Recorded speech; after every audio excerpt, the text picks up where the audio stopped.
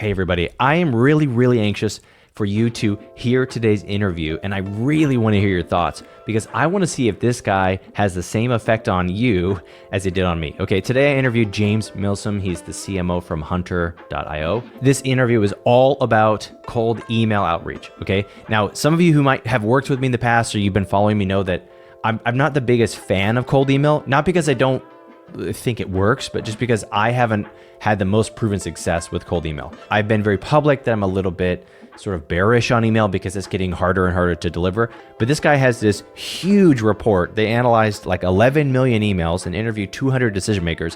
And this is just an actual fact conversation. One of my favorite things is that he didn't just do the tropey, obnoxious thing of saying the obvious things that are bad that everybody already knows. He actually talked about what you should do and why you should do it.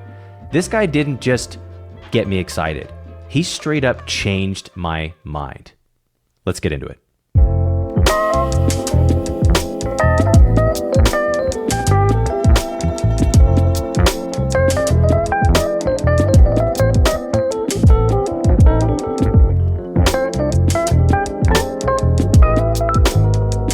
James Milsom from across the pond, you have joined me. Welcome to the podcast, man. Thank you. It's exciting to be here. Where are you sitting right now in the world? Where am I sitting right now in the world?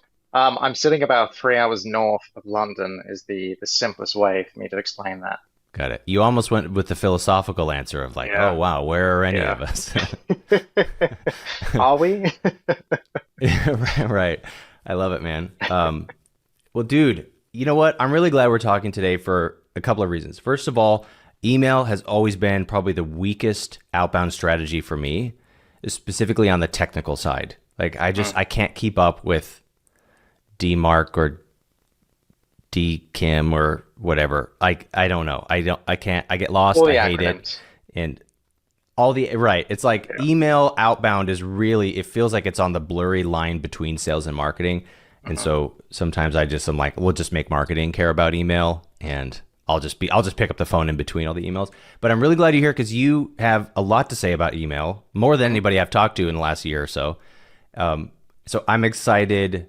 Yeah, I'm really excited to hear about it. But why don't you give the people what they want for a second? Give us a real quick rundown of who you are and who you work with and sort of why you're here.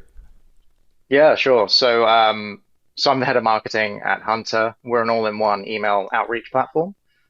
We predominantly help founders and small businesses to essentially reach out to their ideal customers. I'm here today because we have gone through the last 6 or 7 months, a whole lot of research, some pretty cool competitions based around March Madness, and really just a whole raft of changes to the Hunter product that are really designed to address the elephant in the room, which is that cold email typically is spam, but it doesn't have to be spam. And the reason that you have the reaction that you just had there is because, much like myself, 3 years ago, honestly, I just saw it as this nuisance channel, this channel that kind of maybe even if I were to do it, it was just a tick box exercise. It wasn't looked as something that was vital to my marketing mix. And I know today I'm really, really excited to talk about the way that cold email can factor into the mix for MSPs and really to kind of set the record straight to a degree and just at least open people's minds a little bit to the role that outreach can play in their efforts. So let's jump right into this. I think you call it the State of Cold Email report. Is that what it was? Yes. So Yeah. this really caught my attention when you generated this. And I want to know, let's not bury the lead. What was the most shocking thing that you discovered when you guys compiled the State of Cold Email? And in fact, well, let's start there. I think for me, the most shocking takeaway is that while 61% of decision makers want to receive cold emails, they report that 95% of the cold emails they receive are spam. And spam to them, it's time wasting, it's poor personalization, which is essentially mail merge, or it's an offer that is completely irrelevant to who they are. That was something that on the one hand, you go, oh, this is fantastic. We spoke to 200 plus decision makers about their preferences, and they say they love cold email. Number one, cold email. And we went out to people across SaaS, across consulting, lots of different verticals here. And they were all saying, we want cold emails. But actually, they're pretty disappointed with what they receive, which you got this optimism and then this smack in the face of reality that actually they suck, the cold emails. Right. I mean, I think we need to camp there as a starting point. Mm. I'm pretty skeptical / shocked, to be honest, that over half of business owners or decision makers say, yes, please cold email me. Mm-hmm. That's what you're saying, right? That's what you interviewed 200 decision makers, and over 100 of them, or 120 of them said, yes, please cold email me. That's the best way I want to hear from you. Is that true? Yes, absolutely. And I think probably to get in front of your question that you're about to ask, I think the reason why they respond positively to that question, and they put it number one, and number two was LinkedIn outreach, and then number three was traditional cold calling. I think first and foremost, you and I, we are decision makers, we are leaders, and I think we accept that in our roles, we inevitably have to look at different vendors, different solutions, and as part of that responsibility, look, what's the easiest way for someone to put their product in front of you? It's not using a search engine. It's actually someone reaching into your inbox. It's the most private place that you still have in your workspace if you're really being honest with yourself. And I think that if someone can do the legwork for you and get into the inbox and then have a message that at the very least makes you think, oh, yeah, maybe. Like, for instance, I had an email 2 days ago from someone saying, we're a PR firm for the tech industry. We've worked with X, Y, and Z. Can you point me in the right direction of the person that would be responsible for speaking to them about potentially getting some coverage? That's not the best email, but it was the email directed at the right person. They probably knew I was the right person, given the size of our company and the structure. And I responded and said, yes, absolutely, I am that person. Let's talk. It's my job, part of my job, to find the best tools and resources available to help me do our job better. So I think that's probably somewhere in the psyche of the people that responded that responded to us on that question. And I think that is something that we all know, but we don't want to admit. And cold email just has that dirty nature to it for some reason, which, yeah, it's not shocking, but right. I don't know. What do you think? I've never heard it articulated the way that you are now, but I'm also feeling very seen in the way you're saying it, because actually I read a lot of the emails I get, but I don't respond to them because they're just not good. And I don't mean that in a snobby, look, man, I'm really gracious to salespeople. Like, I take cold calls, I let people say their piece, I read emails, I even take the door-to-door. Spectrum Internet has been to my door a lot of times. Okay, a lot of times. And I let the kid say his thing, and I go, hey, man, how long you been in sales? Great job. Listen, I'm never moving back to Spectrum, but you did a great job. Okay, goodbye. But when an email is like, maybe because what you're saying, it's actually fairly intimate. Because sometimes I'm working within about 30 to 45 seconds of my eyes opening in the morning. Right. And I live on the West Coast. What that means is I wake up to a full slate of Slack and email and LinkedIn notifications. And I'll be honest, man, I'm in sales. So right when I start, I go to my notifications and I look for any any clients or prospects that have responded. So sometimes I'm literally getting an email laying in my bed. And I think there's a double-edged sword to the intimate nature of sending somebody an email, in that you've really got it's a swing, isn't it? Yeah. It's got to be good, or it is really bad, and there's kind of nothing in between. Right. Yeah. How many times have you actually looked at an email like, this is a home run, instead of you just swung and you've missed? don't you think that that intimacy element deserves to be rewarded though? If if you're knocking on Yeah, someone's door and you yeah, I walk into think their house, then surely, you would expect that person to be polite, courteous, and do something that rewards their.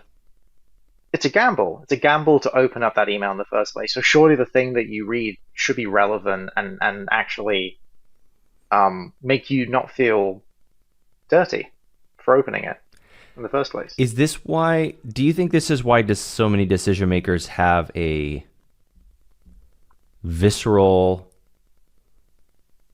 emotional, and dare I say, sort of like a juvenile response to getting solicitations? Is that they feel almost as if they've been wronged by somebody reaching out to them. I'm not talking about good decision makers. I'm talking about Yeah. the shitty ones.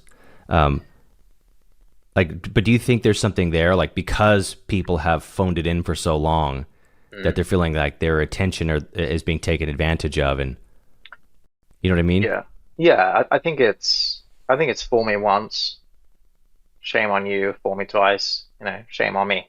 I think that there is a threshold that we all reach, even in our personal emails. We will still get. It's typically spam, but there'll be some sort of outreach in our inboxes as well. So it doesn't actually. This isn't exclusive to the role of someone who's a decision maker. But yeah, I think if you keep getting duped or kind of led astray by someone's email, you can be like, okay, well, anytime I see this, I'm either just going to immediately delete this, and to get into someone's inbox, to your point, is nigh on impossible to a degree now. So if you do, then Yeah. you've done something right. So surely, again, you should make that work. But then also, how often have you got the email that is of high quality and then you take it to the next stage? I think if you were to focus on those people, and I absolutely want to do that as we look at our slate of research at Hunter moving forward, I want to focus in on those people that actually opened, replied. What was that interaction like afterwards? Was there a disconnect Mm. between the email and the person you spoke to? Was it actually a person? Like those are the things that I wouldn't say keep me up at night, but they're definitely the things that I'm interested in and I think are worth, you know, double clicking on. This is one of the things I like about you is that you're such an actual nerd for the craft Yes. itself. Yeah. Um, that's a dude. There's something that you just brought up that I think we could spend the rest of the episode on. We won't, but the disconnect between even let's say you pay somebody to write a perfect email for you, and then your dumb face shows up and you can't back up any of the professionalism, any of the authority that Right. you're borrowing against from an email that essentially misrepresented Hmm. your caliber as a professional. You know what I mean? Hmm. Um, Yep. that I mean, I've gotten emails from maybe I get an email from a BDR or something who's like, boom, really well written pain or outcome, and it's tight, and there's a trigger that they observed, and I'm like, okay, cool. Well, tell me more, and they're like, well, now you have to jump into our big massive sales process, so you have to take this 10-minute pre-demo call, and then I'm like, oh, so I can't. You're Yeah. not even gonna let me see your product after all of this. You Yeah. got my attention. I'm on the line. I said, tell me more, and now I have to jump into your Rube Goldberg machine in order to get to answer any of my questions. Yeah. Now I'm out, you know? Yeah. So lowering that barrier, lowering the friction bar, lowering the barrier to get people to engage with you can only really take you so far. It can only take you to step two, but a Hmm. perfectly crafted email is not going to get you to a close. Thoughts? Well, I mean, I would also say a perfectly crafted email is worthless if you've not even targeted the right person. Inherent in it Mm, being a perfectly crafted email is that you targeted the right people. So if you've yeah. completely got the wrong people, then that's again going to be a red flag. But to your question, once you have written that email and someone's responded, um, that's where you get this fun. And you mentioned at the top of the episode about where does cold outreach sit in terms of, is it marketing? Is it sales? I mean, I would argue it's marketing, and my career has been spent in marketing, and I've managed SDRs that have done this. But that's when you get into that fun gray area where if you haven't built the target lists, written the copy, and then figured out what happens downstream as a team, if you are in a larger team, I should preface that, then yeah, you're gonna get you're gonna get a very broken experience. It's no different from when I build inbound funnels and someone comes in and we enrich and we push them down a particular nurture path. If that nurture path just ends up with everyone coming straight back into the same bucket, and then they get handed off to the same team, and that team doesn't have the information that helps them to be more effective at closing the deal, it's all worthless, and it's irrelevant that cold email is the cheapest way for you to actually get in front of your audience. If you've put all that effort in and then you get to this conversation, or hopefully get to a conversation, and your processes are clunky, or you just have an unprofessional team, or the sales cycle is unnecessarily long, and I've seen that plenty of times, it's wasted effort. And I think it's a shame. It's a shame. I've seen outbound that's been great, and I've also seen outbound that's been awful. I've been the author of both Sure. of those things. And when you hand it off to the biz dev team or the AEs and they're not able to close it, it's either because you've not qualified the people right in terms of getting into the funnel, or the message you put out there is not exactly the thing that they're about to pitch to that person when they get in front Hmm. of the sales guys. So yeah, it to your point, I could talk about this for the entire episode. Well, here's what I think we should do. I want to pivot into some specifics because Yeah. so anybody can say, don't spam. Mhm. But I think, to me, I think experts like yourself and myself, dare I say, if we can't actually articulate how to do it correctly, then you really don't get any brownie points for being able to say things that aren't good about it. But you have this great state of cold email, plus you're a cold email guy, plus just to double down on the merit here that you eat your own dog food, you're Mhm. on this podcast because Mhm. your team cold emailed me. Yes. And I get a lot of asks to come on my podcast. It's usually like some guy writes a book and he hires one of those like write a book for you or get your book published in 90-day people. And then Mhm. they're just like, can this guy talk about his book on your podcast? And I'm like, this is about agricultural regulation. So no, this is not this. No, I'm not going to have this guy on my podcast. Yeah. But anyway, you cold emailed me. Your team cold emailed Mhm. me, and it worked. So then I was like, let me talk to this guy. And then you and I met, and we were supposed to meet for 15 minutes. We talked for 45 minutes. But I want to get specific because I want the listener to actually leave here with like, I want them to get things that they can go write a better email today Mhm. because they listened to this podcast. So I kind of want to go beat by beat. Okay. Okay. So let's start here. If you don't mind, Mhm. I want to talk about subject lines first. Yes. Well, maybe even let's go one step back to deliverability, because this to me is where I personally get intimidated with email. I email IT companies, and IT companies all think that their inbox is like guarding the queen's jewels, and they don't Right. let anybody get any emails in because they're all incredibly anally afraid of concerned about cybersecurity. Mhm. So maybe that's one of the reasons I've always been sort of bearish on it for my own business. But like, is there anything practical that you can give us that's helpful in this setting about how to get more emails actually delivered into an Yeah. inbox? Yeah. I mean, there are some basics here, and we have a cold email guide that specifically goes into the technical side. Um, and it's not worth me going into Can I that. ask it this way? So there's the technical stuff, but Yeah. is the way that you write an email, does that inform like what you put in the email body itself? Does that inform whether or Yes. not it's going to get flagged in spam? And if Yeah. so, what do you do to make sure that it's more likely to get delivered? Yeah, absolutely. So in terms of what's in the email itself, the number one reason you're going to go straight to spam is if you have let's say 500 people getting exactly the same email. That is a red I see. flag. If there's no variation, if it looks like it is just mass emailing, then email service providers will flag that and say, "Whoa, let's just hold up a second. This is clearly not reputable. It's not trustworthy." it won't get through to Okay. the inbox. It maybe even not even get through, the initial filters. So that's why it's imperative for listeners to think about outreach in a way where, you know, the cold report, the cold email report that we wrote revealed that 50 is typically the best number of recipients you can have for sending an email in one go. And that's What? because, Okay, okay, sorry, I didn't mean to interrupt you, but that's what right. if I send the same email 25 times a day for 10 days in a row? Is my email provider going to be looking back historically to be like, you keep sending the same email in multiple batches? Or are they just looking at, like, what's the window that they're assessing?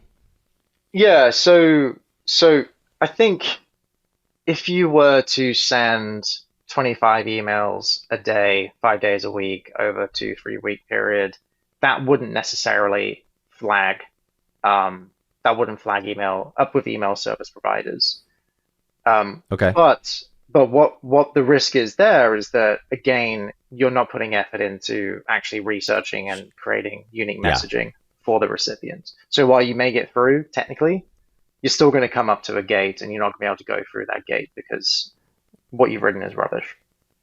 Yeah, that's a perfect answer. So we solve the technical problem, but we don't solve Yeah, the real problem, which is the human problem. But right, right. you got to get it delivered because to me, there's nothing more intimidating than the fact that I did all this research. I wrote this really well crafted email, and they literally never saw it because Yeah, Google decided or whatever their email security decided that it wasn't relevant to them. right. Are there and is there truth still to the like if I want to do video prospecting and I want to embed a thumbnail or a GIF of a video, like I know that for a long time and in different seasons, people say you can't have any links in your email, and I think that makes Mm, sense. mm. But like, do things like that? If I wanted to do video prospecting and embed a video link or something, does that decrease my deliverability? Do we know? No, no. The research that we ran actually proved that if you use images, embeds like that, emojis, it doesn't actually make a difference in getting Okay. your email delivered. Um, and I would argue, and this is just me, sort of my theory here. I would argue that it doesn't make a difference because um, if the spam filters are reading the content of the email and it's very clear that Brian is writing an email to James, and in the email he says, James, you're the head of marketing at Hunter. We provide a branding toolkit to help you. I would love to give you a free, or not free, sorry, free is a trigger word. I would love to give you an audit, a complimentary audit of Hmm. your brand guidelines so that we can give you potentially a gift of this kit. Here's a video of me walking through how we will do the audit. Like that's you're addressing who I am. You are being very clear with your intentions. It's relevant to me because marketing and brand are interlocked. And you're saying there is a video here, and this is what the video contains. It's not like you sent an email to 500 people that is very generic in what it's saying, and it's just the video is embedded.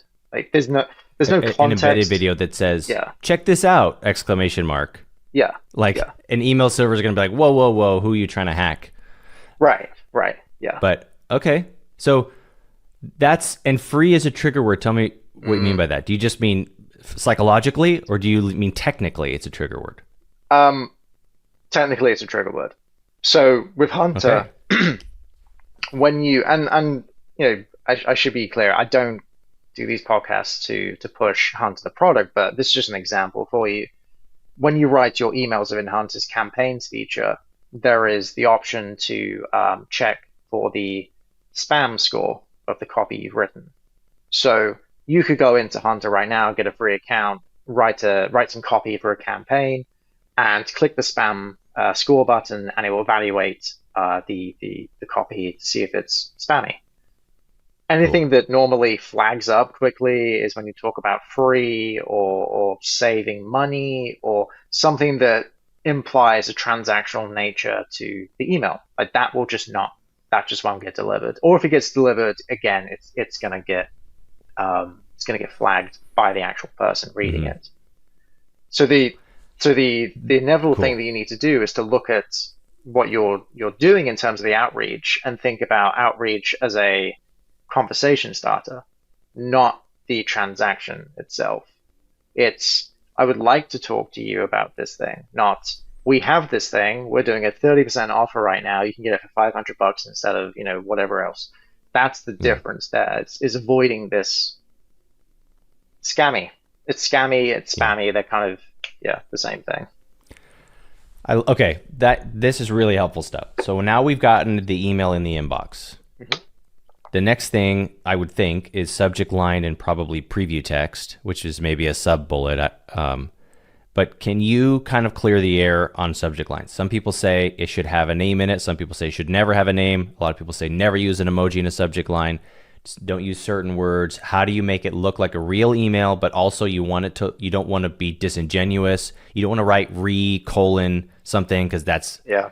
or do you, what does Yeah. the research show us about what subject lines are more likely to get people to open your email, and maybe even if there's any correlation with higher reply rates as well? Because you know what I mean? Yeah, yeah. I mean, the interesting thing was that there was a split across the analysis that we did, and in some instances, when you included someone's name and had a question posed in the subject line, that would perform well. In other instances, when it felt like, let's say we worked in the same company, and I just typed the subject line out in lowercase, and it was very short. That performed very well. So the data was not necessarily conclusive. But what I would say, if we just think about psychology for a second, if your email gets into someone's inbox, awesome, you've done something correct. What you want to do is stand out, because we will typically scan I don't know about you, but this is what I do. Honestly, I scan for my team, I scan for my manager, our CEO, Matt, and I scan for our leadership team. And then I'll then think about, whatever emails I have in my inbox when I look at my inbox when I wake up in the morning.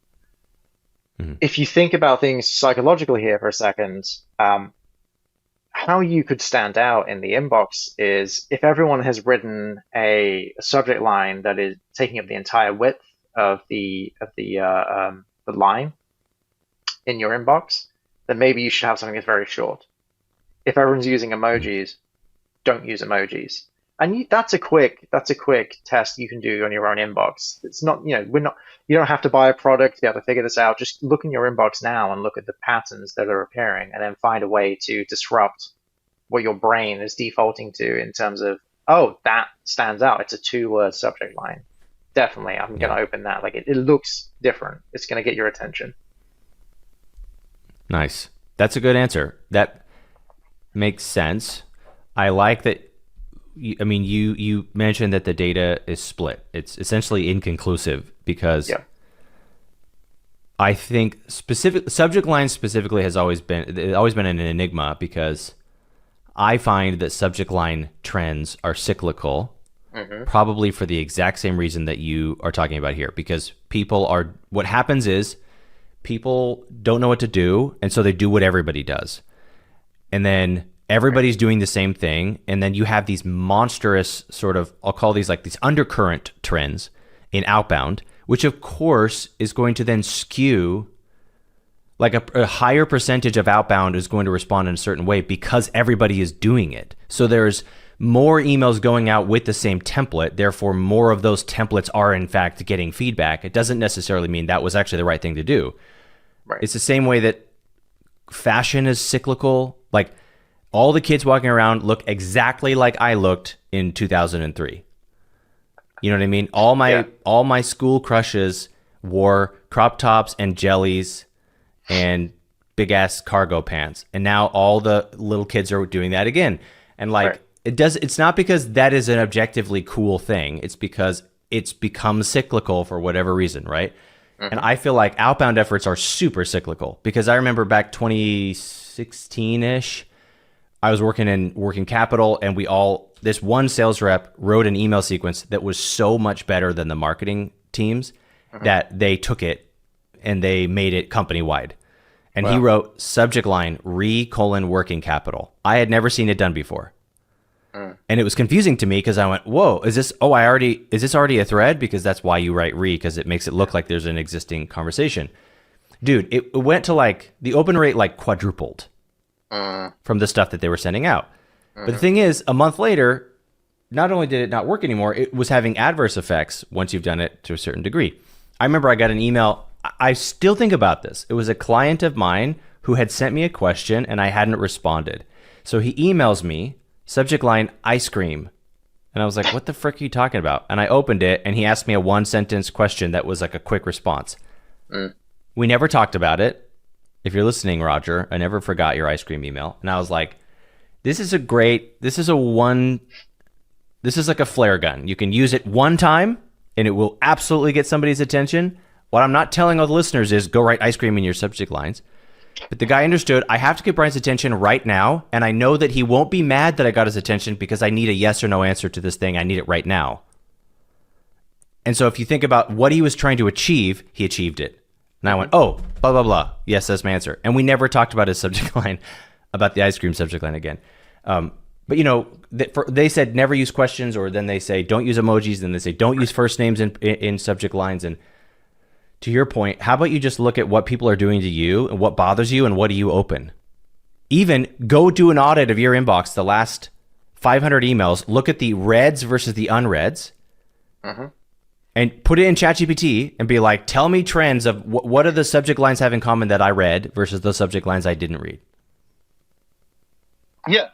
And I think the other thing that is important for people to think about is while I have experience with outbound, it's still not traditionally marketing. And one of the things that I think catches a lot of people off guard, and I know this was the case for me when I started out in my career as like a marketing intern in 2013, that's a while ago. I mistook email marketing for email outreach or cold email, whatever you want to call it. And so another thing that would absolutely, and I should have said this earlier, that something that would absolutely get you caught in spam traps is if you just send an HTML designed email, an email that has loads of images, that looks like a marketing email, feels like a marketing email. And the reason I say that this is something that's important to think about is that if we don't look at outreach as a marketing activity, although it does generate awareness, we then can start to think about things like subject lines and tone and copy differently. You don't need a perfectly written email. And the research that we pulled together shows that. What you do need is to be relevant. You need to show that you're trustworthy, and you need to have some personalization. If you have those three things, it doesn't matter if, and you know, 5 years ago, if you told me this, I would be like, Brian, no, my team will do exactly what I tell them with our branding and our messaging. If you let yourself be creative, the ice cream subject line is a great example there. If you let yourself be creative, then that's what will disrupt people. But when you start to think about things in silos and this neat little box that, you know, our positioning is this, our core messaging are these three things that we have to make sure that the copy has that. That's when it stops being this intimate one-to-one type of activity and starts becoming this mass activity that I think a lot of people fall into the trap of wanting it to be this mass activity, because if you have a clear proposition, clear messaging, and you have a strong brand, then surely outbound should work just the same as inbound, just the same as you know, referrals, whatever. And it's just not the same. Right. So there is a difference between email marketing and email outreach. And what I'm hearing you say is that email marketing is like, hey, these are opted-in newsletter awareness nurture emails to push campaigns or to drive long-term behavior or whatever. Versus I'm trying to get a meeting with this person and I'm using their inbox to get their attention. And so I'm going to write them a probably short, very specific, real person email to get them to go, huh, and reply. Yes, except for the length. This was interesting. The length of your email is irrelevant. And okay, do tell. Yeah, so the length of the email is irrelevant. So we analyzed, I should have said, like, we analyzed 11 million emails from Hunter users, and that's where we got this data from. And when you look at the length of the email, you have this massive swing between people who are writing 50 words to some people who are writing 300 words, and I thought that was so odd. And I thought it was so odd to the point that this actually created a campaign for us. We looked at that data point as a team and thought, but we've always been taught that it needs to be short, it needs to be sharp, it needs to have a hook. And if it's anything more than two sentences, then you're wasting someone's time. So we wanted to figure out, is there something to this? And it gave birth to this campaign that we ran, which was a cold email tournament called Messaging Madness. Absolutely nothing to do with March Madness for the NCAA if they are listening to this. Yes, Definitely right. not. Yeah, Dear litigious American college sports, leave us alone. This is just about emails. Okay. exactly right. Your ass is And covered, James. Continue. thank you, Brian. So this tournament, what we were trying to do is take everything we've been talking about today on this episode, which is being relevant, personal, building good, strong lists, aka knowing exactly who you're reaching out to, why you're doing that, and being very clear in what you're asking someone to do. And we created four different scenarios. There was an SEO manager, there was a business consultant, there was a pre-revenue founder, and a growth manager, and we gave very specific scenarios to each of these people, for each of these personas. And we had hundreds of people enter. We narrowed it down to 64 people. Um, we had 16 people per scenario. And fast forward, 130,000 votes later, and we get to our follow-up four, our final four. Yes, I named it after cheesy cold email terminology like open rate 8, follow-up 4. Yes. Um, but Nice. what we did after the tournament ended is go back and look at the trends that we can kind of pull out, and we pulled together a report on this. And each of the last four people, so the winners of their scenario, they all wrote in different tones, different styles, different frameworks, and more interesting than anything else to me, different lengths. We had some people who, I believe it's the SEO manager, the email was super short, had emojis. We had the business consultant, very long, very long. And the readability, or I should say the language and I guess the reading age was much higher. It's probably college level, if being honest. But then if you stop and think about it, that makes sense because this business consultant was reaching out to CEOs of companies to offer their business strategy consulting, whereas the SEO manager is reaching out to probably other SEO managers to get their attention super quick, offer value, and it doesn't have to be any sort of real depth. It's just like links for links. That's what it is. And so, long story short, everything you said there is correct, but the length of your email should be dictated by what you know of the recipient. And when I say of the recipient, I mean the persona that you're trying to reach out to. Brian may be the persona you have, and you have ran some tests. That's why 50 people in a campaign is important. You've ran some tests, you know that Brian reacts more so to short copy. Great. Whereas James may be another persona you want to reach out to.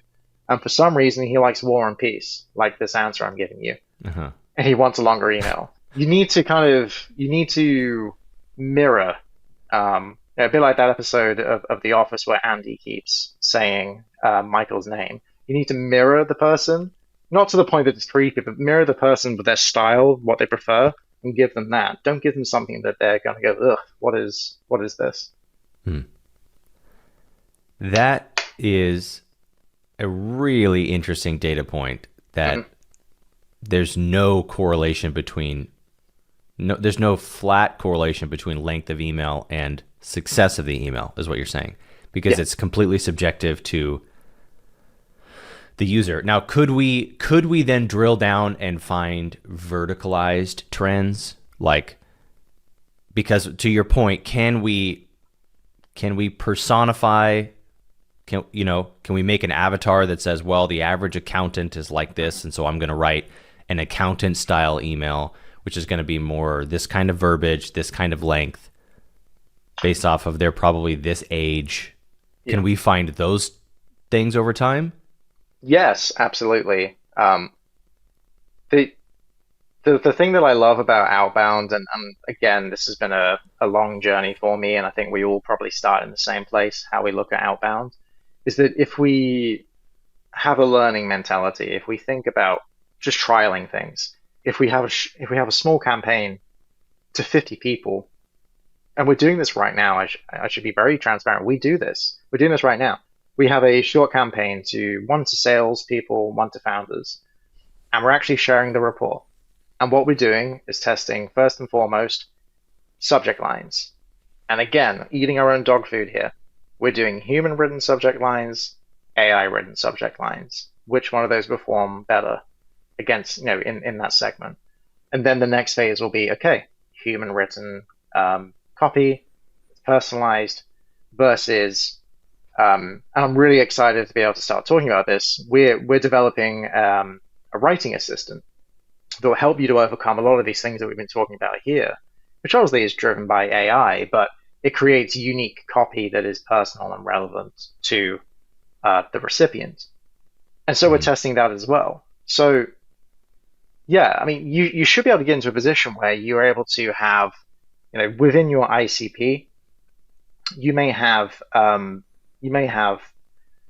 five people that are or five types of people that are the decision maker in a business, but one might be a CEO, Charlie, one might be a managing director, Mike, there might be someone else here is Oliver, the chief operating officer. They all have different styles of things that they like. And how do you know that? Because you ran loads of small campaigns to those people to try and get a sense what makes them open, what makes them reply, what makes them convert.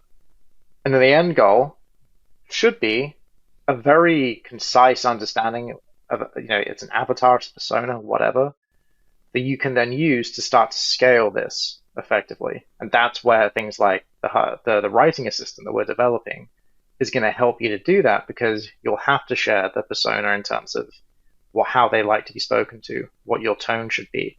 Are you using a framework? What particular goal do you have with this outreach? What is it about them that would react to a cold email? All that information, and you don't have to do this as a writing assistant, by the way, you can do it yourself. That should help you to get better. And to avoid falling into the trap that I think we all do, which is, this is, to your point, Brian, this is the thing that's trending right now. We should do that. Everyone's selling a system, but the reality is the system doesn't work if you don't know what to do with it. And so you've got to put in some time and effort into understanding your audience and being able just to come up with creative ways to split test your copy, subject lines, even just your offer. One day I might be reaching out to you and asking, hey, can I come onto your podcast? The next time it might be, we have this research that I think would be interesting to MSPs. They probably both end up in this conversation, but I'm going to trial a different hook here. So, right. Yeah, it's about being open to trying new ideas, testing them, and then honestly, I've failed a lot more than I've succeeded with outbound. Sure. Well, every successful person in the world has failed more than they succeeded. That's why they're successful. So I'm kind of shook at the idea of a test audience as small as 50 people. That's enough for you to start drawing correlations, you think? Yes. Yeah. So it's about making small tweaks. So think of it as, brick by brick by brick, you're starting to build up, a staircase. But sure, you can only do that through these small increments, because with 50 people, you can test that. If you have enough email accounts set up, you could probably do that in a day, and then leave maybe 3 days for a time window to figure out, Dave might be out on a holiday or whatever. Like, give enough time for someone to respond. But by making these small tweaks, you should be able to start to see patterns. And then when you step back, probably after a month, you can go, okay, this is probably what we now need to do for the next phase. It's uncomfortable hearing 50. We felt uncomfortable looking at that data and then trying to reconcile how we've done outbound in the past, and like you have, Brian, and our listeners, and what the data is telling us. Now, it's not telling you only reach 50 people. You could run 100 different variations at exactly the same time and get out to so many more people. But don't send that email to, to 5,000 people at the same time. Right. Right, of course. Yeah, no, I mean, and I don't have any problem with iteration. I think iteration is an essential part of. This is what's to me so freeing about sales, is that there is a clear definition of whether or not your sales method works, because you make more sales. That's the litmus test. Do you make more money? Yes or no? If you don't make more money, it doesn't work. So people oftentimes will bring you this like empirical, demanding, desk pounding report that says, do this and you're going to be a zillionaire. If you don't make any more money, it was a bad freaking decision. It didn't work. So the ultimate test of whether or not anything James is or I are ever saying is if it worked. You know what I mean? Now we're not I love that you're not giving silver bullets, because there's no such thing as a silver bullet. If silver bullets existed, all of us would be gillionaires. We would live in a utopia with everybody has every single thing they ever wanted, and none of us would be working. But silver bullets don't exist. So you have to iterate. What's shocking to me, though, is that you could collect enough information from just 50 emails, because I sometimes get concerned about I almost said this earlier, but I didn't want to derail the conversation because you were onto something exciting. But like, there's a lot of like data farming and like sales and RevOps research companies that I won't name, but they basically like in 2018 or so, there was a big one that came out, and they were kind of like cutting edge of AI driven data, where they're like, we've analyzed 1 million call recordings, and this is what makes you a good salesperson. And they started putting out all these white papers, and you know who I'm talking about. Mm-hmm. And it's like those who cannot do teach, and those who have no education, they just have to mimic. And so you have people mimicking successful salespeople with these little external gimmicks, right? Like, for example, I'm just going to give you an example. This still grinds my gears, and it's been almost a decade since I read this thing, and I'm still angry about it. But these guys said, oh, hey, the best salespeople pause for 2 seconds after an objection on a sales call. Therefore, you should wait 2 seconds. Now, that's not bad advice. Here's my problem with it. I called that company, and I talked to one of their sales reps. And I said, hey, I want to do this thing. How much does it cost me for this data intelligence tool that you have? And you could basically hear the kid counting 1 Mississippi, 2 Mississippi. And I said to him right then and there, I was like, okay, whoa, buddy, we need to stop. I said, why do you think the best sales reps wait 2 seconds? And it's like, well, because of, and I'm like, no. It's because they're thinking about their reply. They're not counting to 2, you freaking idiot. They're just they're having a normal human being conversation. And the people who don't think are the ones who have memorized responses. So then they just tally, they flip to the page in their binder, and they say what the binder says. They say what the script says. Obviously, those people are going to perform. They're not going to perform as well. But I don't pause in conversation for dramatic effect. I pause to collect my thoughts, because I care about what I'm going to say next. Do you see what I'm saying? So there's this, yep. I think that there's this like deep foundational correlation causation fallacy in almost all RevOps data intelligence, in my opinion. And so people, they over engineer sometimes, where they're like, we did 5,000 iterations of 5 people at a time. I'm like, dude, that's not helpful to you. Like, well, these 6 people got a round button, these 6 people got an oval button, and 3 clicked that one and 4 clicked that one. Therefore, oval buttons perform better. No, yeah. that is not necessarily valuable. You know what I'm saying? And it becomes this echo chamber of feedback, because it's like none of us really know what anybody wants, and so we're trying to turn people into information so that we can optimize human beings. When in reality, a big thing I'm pulling away from your state of cold email is that human beings are not formulaic. Yeah, yeah, yeah. The Anyway, I'll stop. research. I'll get off my bandstand.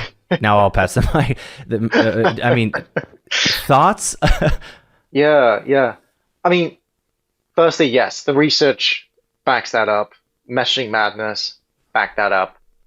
But if I can back up a second, the reason why what you said there is true, I believe, is that for the last 100+ years, sales and marketing, doesn't matter what you want to call it, it's been all about connecting a person to a better day-to-day life. What is it that you have can add value to make that person save time, energy, feel better, whatever, save money. Yeah, save money.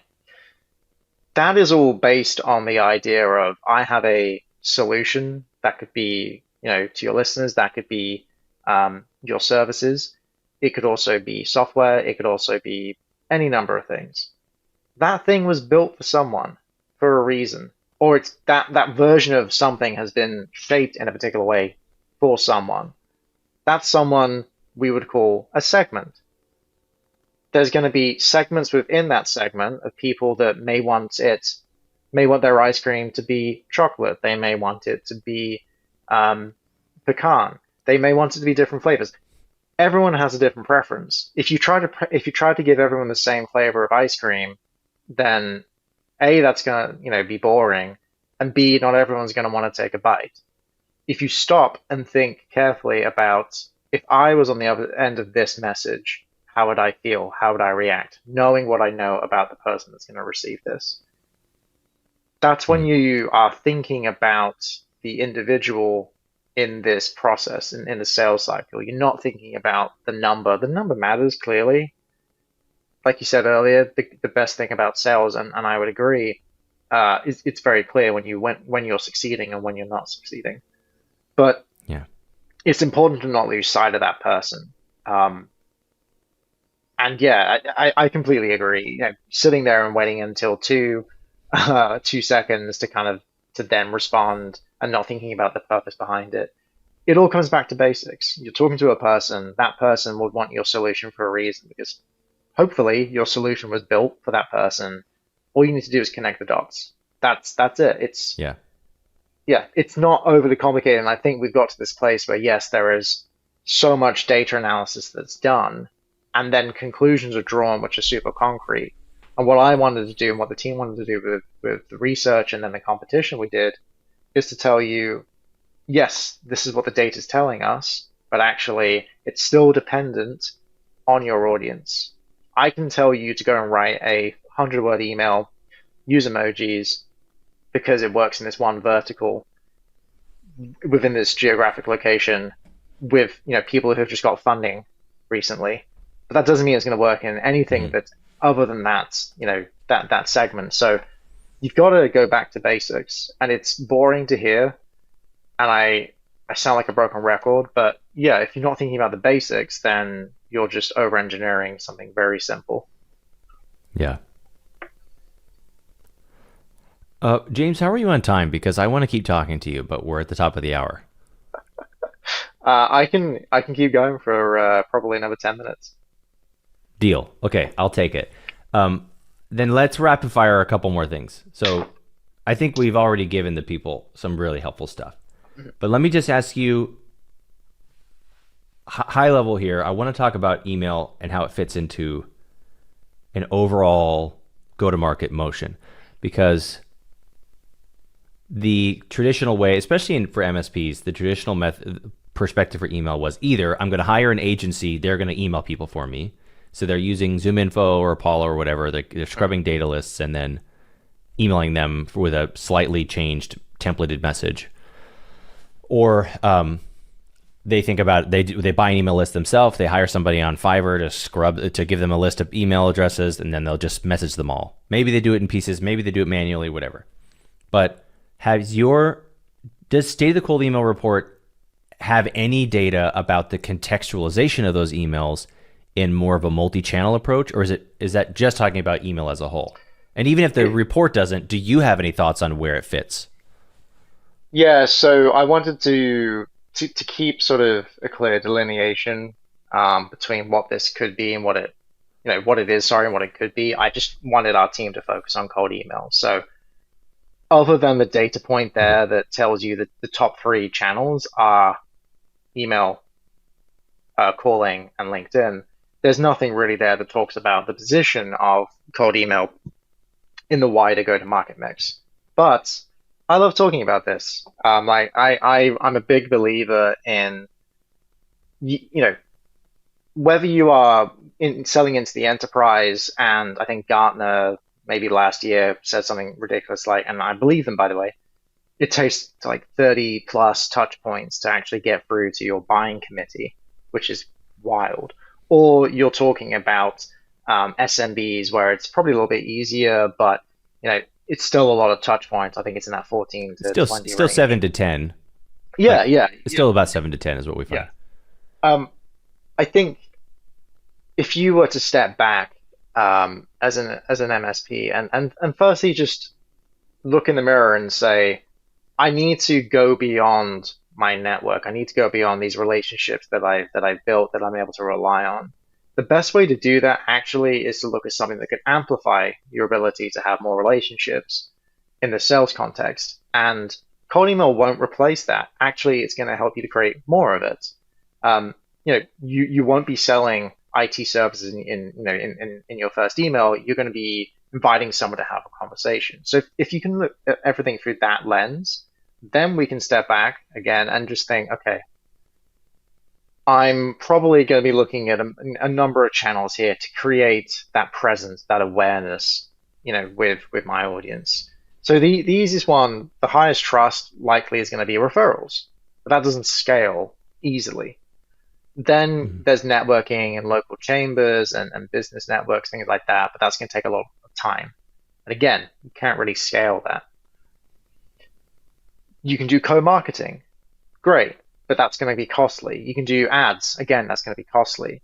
But what if you were to do all of these things in little bits and do it in a way where you weight it to the most scalable channel first?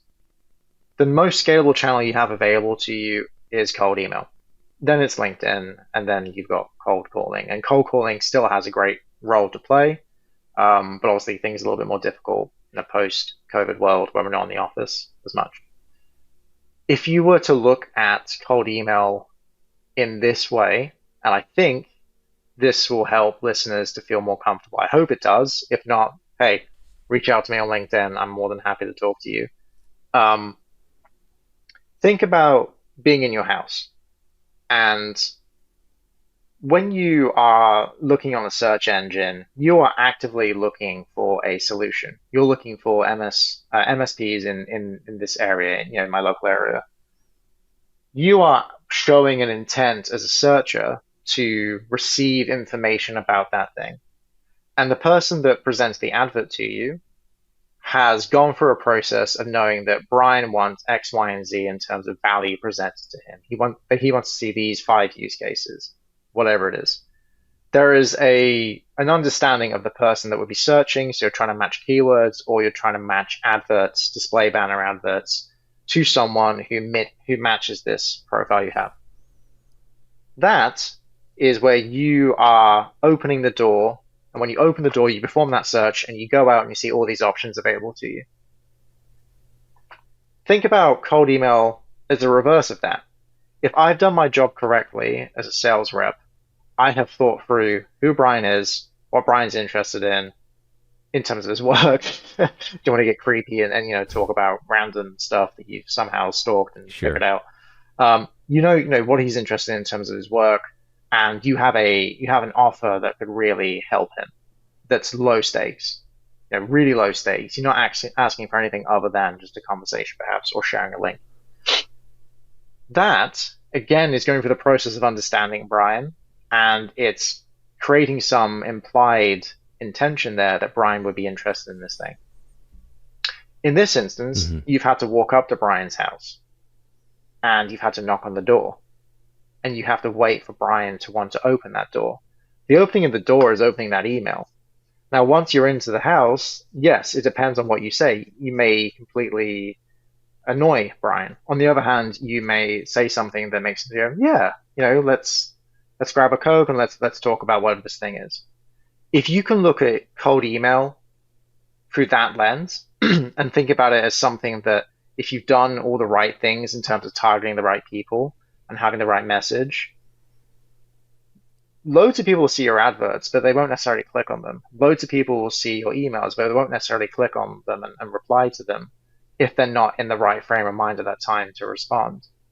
But if you were to combine those cold emails alongside doing networking, alongside tapping into your referrer base, alongside co-marketing, um, alongside content, which still is valuable and obviously can factor into all of these channels, you can start to see that it's just another way to get your message out.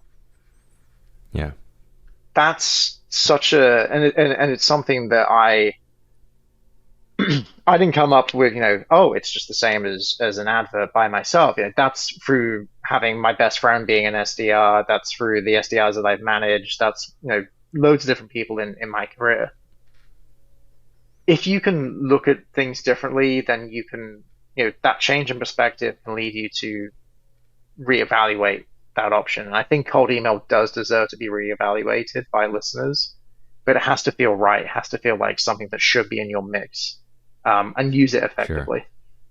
Sure. This is a fantastic answer. Even I have a couple of follow-up questions, but on Monday or 2 days ago, I made some cold calls and I called this guy and I got a gatekeeper who was like, hey, how can I help you? And I was like, hey, this guy knows who I am, because he does, because we met at a conference like a year ago. And I was like, he's not expecting a call from me, but he knows who I am. I just wanted to invite him to this thing I'm doing next week. Can you just pass me through? And he was like, hang on. I think his conference store might be whatever BS thing. He said, let me ping him on Slack. I'll put you on hold. So I don't make it the gatekeeper. He goes, just tell me what you want to say to him. And I was like, okay, you know what? I'll email him and tell him Brian called. So I email him. And I just realized I backed myself into a humble brag. Forgive me. But he responds to the email and says, oh, did, quote, the Brian just reach out to me? Because he follows my content. Mm-hmm. So my content made him know who I was. My cold call died on the table. My email got his attention. And then he converted. So That's a perfect example. I should have done all three of those things. I did the right thing. So what you don't want to do is sometimes when a sales rep starts they start liking every post and they start leaving these generic dumb comments in your LinkedIn and you're like, oh, I'm in this rep's tractor beam. Yep. And now they're going to machine gun me down for 3 weeks until they get a hold of me. You don't want to feel omnipresent, although, marketers do want to feel that way, but what you don't want, there's a difference between being omnipresent and then making a prospect feel claustrophobic.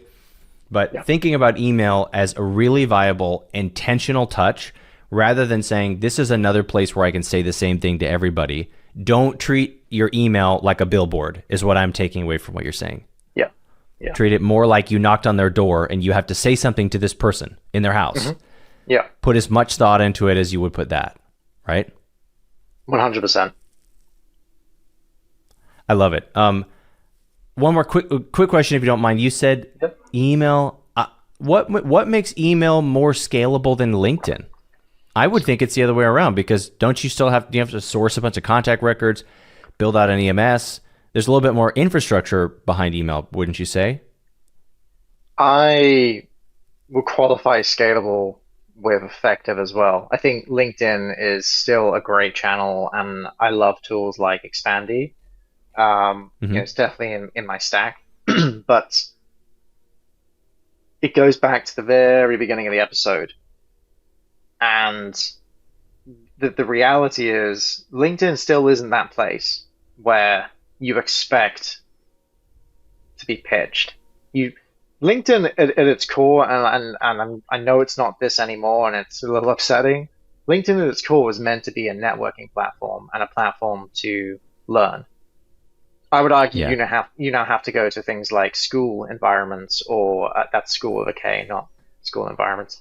I will go to Substacks to really learn nowadays in that B2B or that professional environment.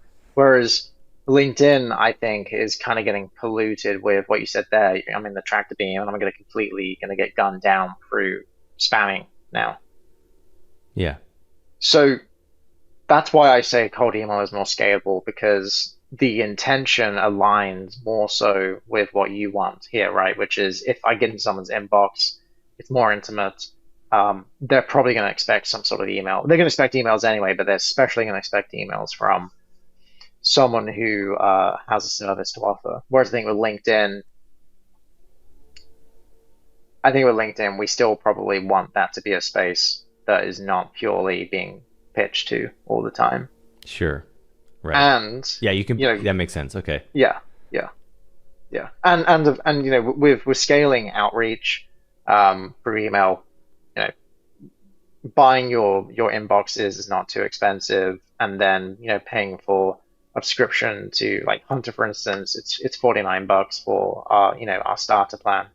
Our competitors, it's actually not that far off as well. It's like it's not super costly to get your foot into the door with these platforms and start using them for your outreach. So yeah, I would qualify that. Yeah. Yeah. Oh, okay. I really appreciate that perspective. I'm going to ask you this last question, and then I'm going to let you go. You have twice in this conversation, you have said XYZ. You didn't say XYZ. Yeah. Now, was that for my benefit? No. Or do you just say Z now? So I'm not sure when this podcast will land, but so my wife is from Atlanta, Georgia. I'm clearly not from the United States. And I will be, all things being equal, I'll be moving to the States pretty soon. So I'm in this weird headspace, honestly, and my friends say it all the time. Even my manager, who's based in Boston. I shift between American English and British English, and it gets very confusing for people. So it wasn't for your benefit. It's my brain, like my processor, trying to deal with whatever language I should be using. Okay. So you're just in the middle of a nomadic journey. It wasn't you. It wasn't a highly calculated example. You should have lied and said, "I did my research, and this is an example of meeting people where they are," and and all of that. But okay, I love it. So you're just you're on your way over to the States. Yeah. I'm just a confused Brit right now in the middle of the Atlantic Ocean in terms of my dialect. Right. If only what would be great is if you developed inexplicably that transatlantic accent from the 50s that they made up for movies, that nobody really, that fake accent that they fabricated to sell old time movies. So what we'll do is the next time we have you on in a year or so, we get to ask you all the questions about how moving to the States has changed your philosophy on outreach. Because I know you target probably the US market more, but I've actually found a shocking amount of similarity in UK and US like marketing, and it's just not as different as you think it's going to be. But anyway, dude, James, you're a gem. You stayed on really long with me, and I think we got a lot out of this. What I'd love to do is link even if it's the cold email like report or some sort of resource that the listeners can get some of the more objective facts and findings from this. I think that would be really helpful. And of course, if somebody wanted to learn more about what you do, what would be the best sort of place for them to get a hold of you or get a hold of Hunter? Well, the cheesy answer here is to go to Hunter's email finder and type in my name and then hunter.io, then you'll get an email address. But truthfully, my email address is just, reach out to me, james@hunter.io, or you can find me on LinkedIn. I'm one of those few people that managed to get their LinkedIn URL to just be their name. So it's just James-Milson. Nice. That's my URL. So either is fine, and then I'm always open to talk to people. As you can tell, I nerd out on this stuff. Yeah. Well, dude, thank you so much for being here. You brought a lot to the podcast and hopefully a lot to the MSP community. So thanks again. Thank you.